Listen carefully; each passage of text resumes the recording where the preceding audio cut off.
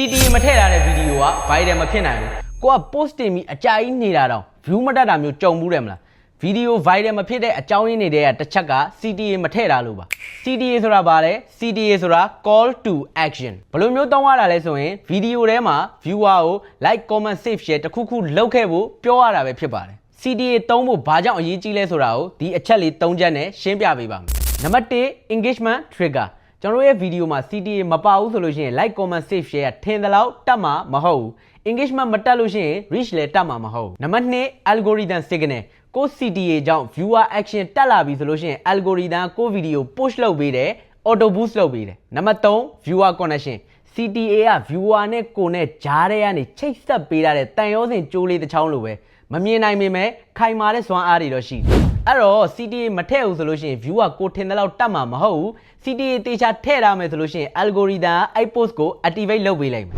TVS TikTok viral secret ဆိုတဲ့ခေါင်းစဉ်အောက်ကနေဒါမျိုး viral ဖြစ်ဖို့အတွက်လျှို့ဝှက်ချက်တွေအများကြီးကို sharing လုပ်ပေးသွားပါဦးမယ်ခင်ဗျာဆက်လက်ဆောင်ကြည့်ပေးပါအဆုံးထိကြည့်ရှုပေးတဲ့အတွက်ကျေးဇူးအများကြီးတင်ပါတယ်နောက်ဗီဒီယိုမှာပြန်တွေ့ပါမယ်